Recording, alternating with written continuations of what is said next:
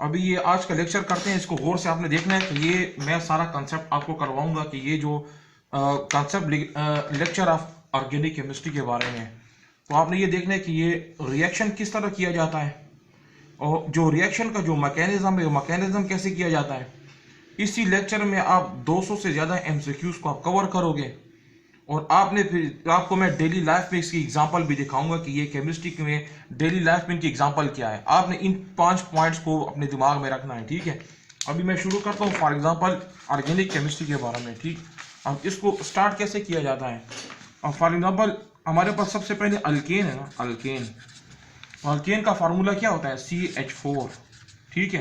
तो इसको लिखने का तरीका क्या है, ऐसे कार्बन इस तरह आपने लिखना है। कार्बन कितने बॉन्ड बनाता है, 4 बॉन्ड बनाता है। अब यहाँ पे कॉन्सेप्ट है, हर सवाल को गौर से सुनना है। ये हाइड्रोजन है, हाइड्रोजन जो है एक बॉन्ड बनाता है, कार्बन जो है ना वो 4 बॉन्ड बनाता है। तो हाइड्रोजन एक बॉन्ड क्यों बनाता है और कार्बन 4 क्यों बनाता है।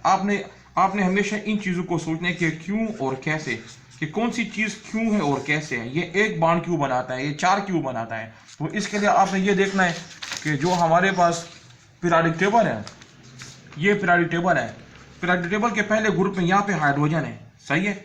यहाँ पे पोटाशियम है, इस जगह पे दूसरा ग्रुप है। ये दूसरे ग्रुप में कौन से केमिकल मौजूद हैं, कैल्शियम मौजूद है और मैग्नीशियम मौजूद है।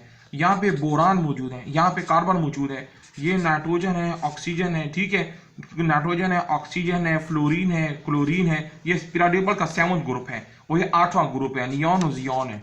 ये पीरियोडिक टेबल का जो पहला ग्रुप है ना, ये पहला ग्रुप, इसको कहते हैं +1। जो दूसरा ग्रुप होता है इसको कहते हैं +2 और ये तीसरा ग्रुप है इसको कहते हैं +3। ये चौथा ग्रुप है इसको कहते हैं +4।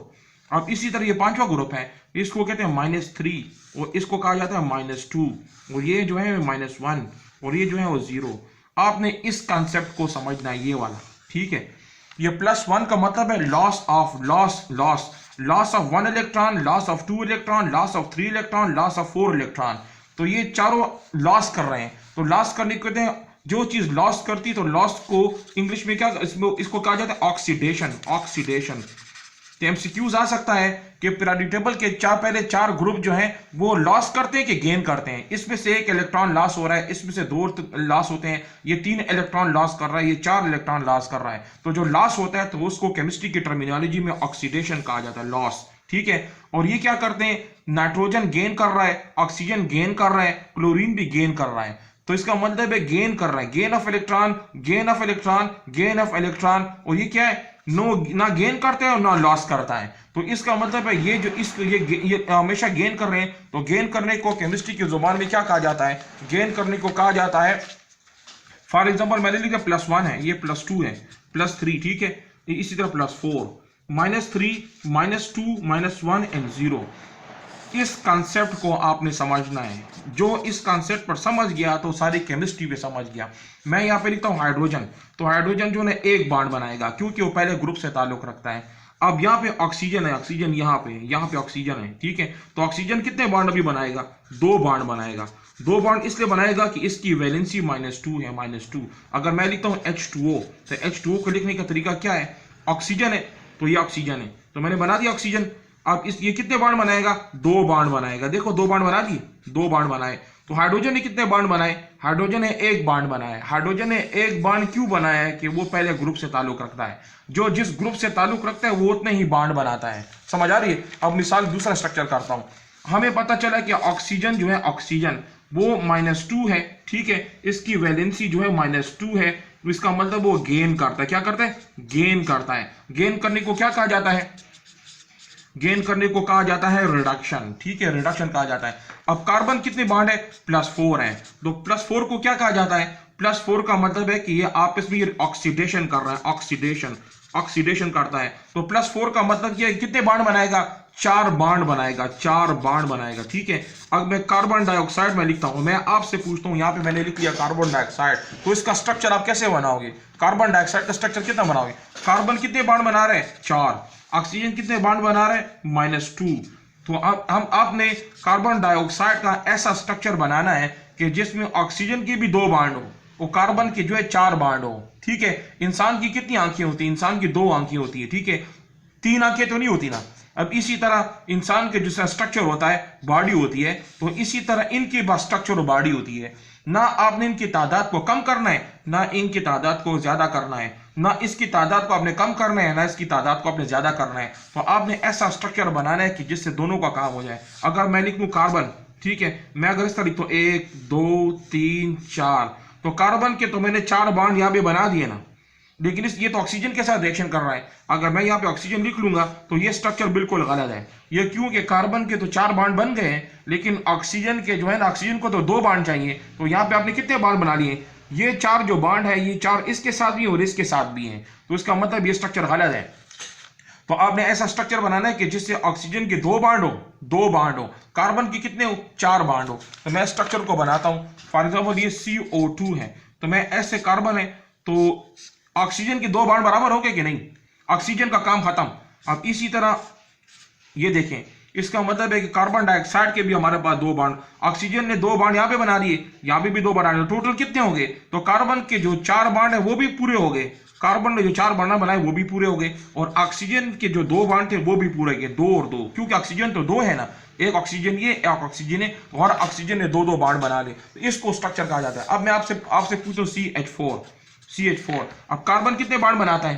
कार्बन 4 बॉन्ड बनाता है। हाइड्रोजन कितने बॉन्ड बनाता है? हाइड्रोजन 1 बॉन्ड बनाता है। हाइड्रोजन 1 बॉन्ड क्यों बनाता है? कि ये पीरियोडिक टेबल के पहले ग्रुप से ताल्लुक रखता है। कार्बन कितने बॉन्ड बनाएगा? 4 बॉन्ड। तो इसका स्ट्रक्चर मैं किस तरह बनाऊंगा? मैं इस तरह का स्ट्रक्चर तो नहीं बना सकता हूं ना, तो ये गलत है। तो मैं इसके लिए किस तरह का स्ट्रक्चर बनाऊंगा? मैं इसके लिए स्ट्रक्चर बनाऊंगा इस तरह। ये CH4 है, तो इसको लिखने का तरीका, कार्बन, यहाँ पे भी हाइड्रोजन, यहाँ पे भी हाइड्रोजन, यहाँ पे भी हाइड्रोजन, यहाँ पे भी हाइड्रोजन। ये अब सही है क्योंकि हाइड्रोजन के एक एक बॉन्ड पूरे हो गए हैं। ठीक है, इंसान की 2 टांगे होती हैं, 4 टांगे तो नहीं होती ना, तो इसी तरह इनके भी स्ट्रक्चर होते हैं हर चीज के। अगर मैं आपसे पूछता हूँ NH3, तो आप बताओ कि इस NH3 की शक्ल कैसे होगी? इसका स्ट्रक्चर किस तरह होगा? अब आपको कैसे पता चलेगा कि नाइट्रोजन कितने बॉन्ड बनाता है? नाइट्रोजन जो है, नाइट्रोजन वो पीरियोडिक टेबल में मौजूद है। ठीक है, ये नाइट्रोजन है, ठीक है, ये नाइट्रोजन है, +1 +1 +2 +3 +4 -3, देखो ये -3, तो इसका मतलब है अब इसका नाइट्रोजन जो है, नाइट्रोजन ये -3 होता है। -3 का मतलब है ये 3 बॉन्ड बनाता है, 3 बॉन्ड।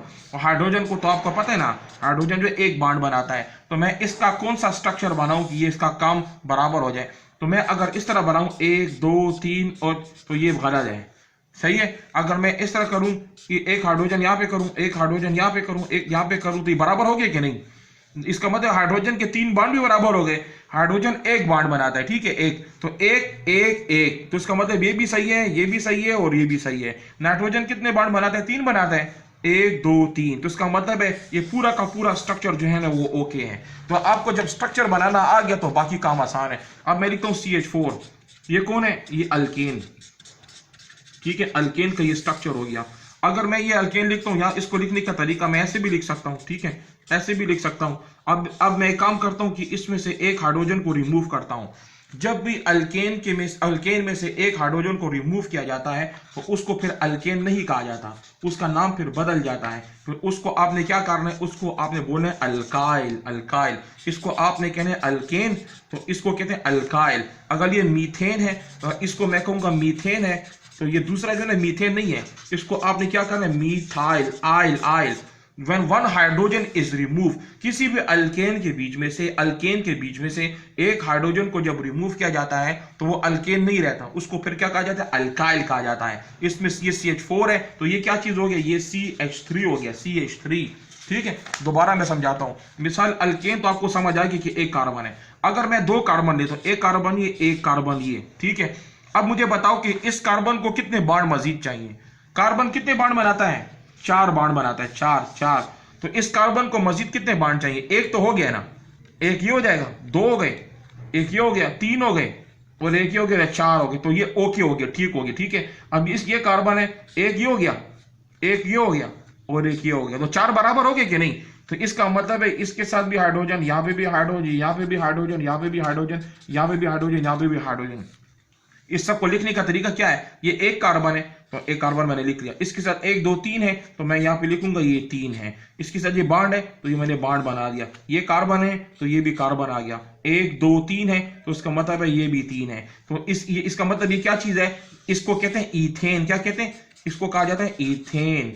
तो इसको लिखने का दूसरा तरीका क्या है, कार्बन कितने हैं, 2 है ना, तो कार्बन 2 है, 2। हाइड्रोजन कितने हैं, तो हाइड्रोजन आपके पास 6 हैं। तो ये भी, ये स्ट्रक्चर भी सही है, ये स्ट्रक्चर भी सही है और ये भी सही है। तो इसको कहते हैं ईथेन, ईथेन, ईथेन। अब एक काम करता हूं, मैं क्या करता हूं, इसमें से एक हाइड्रोजन को निकालता हूं, ठीक है, इसमें से भी एक हाइड्रोजन को मैं निकालता हूं, इसमें से भी एक हाइड्रोजन को मैं निकालता हूं, ठीक है, हाइड्रोजन को निकालता हूं, यहां से भी निकालता हूं, यहां से भी निकालता हूं, यहां से भी निकालता हूं। तो इन तीनों का स्ट्रक्चर किस तरह हो जाएगा, तो ये इसका मतलब है एक कार्बन एक कार्बन, इसके साथ 3 हाइड्रोजन है, 1 2 3, 1 हो गया, ये 2 हो गया, ये 3 हो गया, ठीक है। अब आगे जाता हूं, ये एक हाइड्रोजन ए भी है, ये अब ये इथेन है, इसको कहा जाता है इथेन। क्या कहा जाता है, इसको कहा जाता है इथेन, लेकिन ये इथेन नहीं है, इसको कहा जाएगा इथाइल, इथाइल, सही है। अब ये हमने लिख लिया, एक हाइड्रोजन मैंने इसमें से निकाल दिया तो इस तरह इसका हो जाएगा CH3 हो जाएगा, और बॉन्ड आगे CH3 है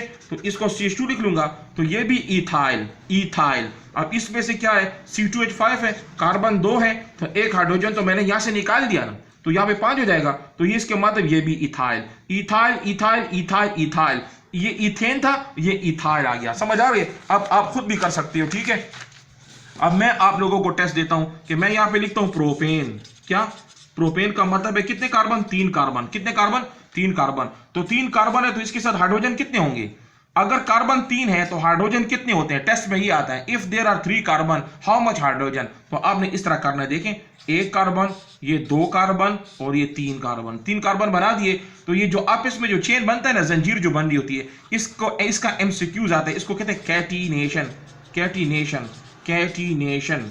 कैटिनेशन का मतलब ये होती है जो सेल्फ लिंकेज होता है, सेल्फ लिंकेज, ये आपस में जो बॉन्ड बनाते हैं इसको कैटिनेशन कहा जाता है। ये MCQs में आता है, ईटा में आता है कैटिनेशन। तो आपस में जंजीर बना, और ये आपस में कौन सा बॉन्ड बनाते हैं, ये आपस में बॉन्ड बनाते हैं, कोवेलेंट बॉन्ड बनाते हैं, कोवेलेंट बॉन्ड। MCQs आएगा कि आपस में कौन सा बॉन्ड बनाते हैं, 1 2 3, सही है, 1 2 3 4, तो इसके चारों पांव बराबर हो गए, ठीक है, 1 2 3 4, एक हाइड्रोजन इधर आ गया, एक हाइड्रोजन इधर आ गया और एक हाइड्रोजन इधर आ गया, ठीक है। इसको कितने बॉन्ड चाहिए, एक ऊपर चाहिए ना और एक नीचे चाहिए, बराबर हो गया, 1 2 3 4। ये जो बॉन्ड है, ये जो बॉन्ड, ये बॉन्ड इसके साथ भी है और ये बॉन्ड इसके साथ भी है, ये आपने याद रखना है। अब इधर आ जाओ, एक बॉन्ड है ना, तो एक बॉन्ड ऊपर हो गया, एक बॉन्ड नीचे हो गया और एक बॉन्ड यहां पे हो गया, सब कुछ बराबर हो गया। तो इसको लिखने का तरीका कि एक कार्बन है, कार्बन कितने हैं, एक कार्बन, इसके साथ कितने हैं, CH3 हो जाएगा।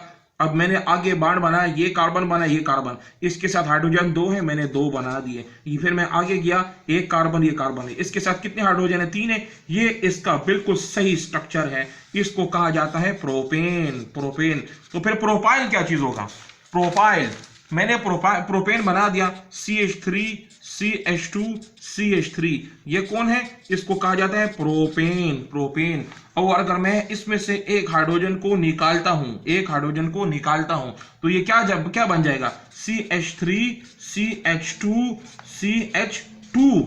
एक हाइड्रोजन को मैंने निकाल दिया, तो एक हाइड्रोजन निकाल दिया तो इसका नाम प्रोपेन था, क्योंकि इसका नाम मैंने लिखा था प्रोपेन। तो ये क्या बन गया, इसको कहा जाता है प्रोपाइल। तो इसका मतलब है आपको प्रोपेन और प्रोपाइल पे समझ आ गई है। आगे जाते हैं, देखिए मैं आपको स्टेप बाय स्टेप ऊपर लेके जा रहा हूं, ठीक है।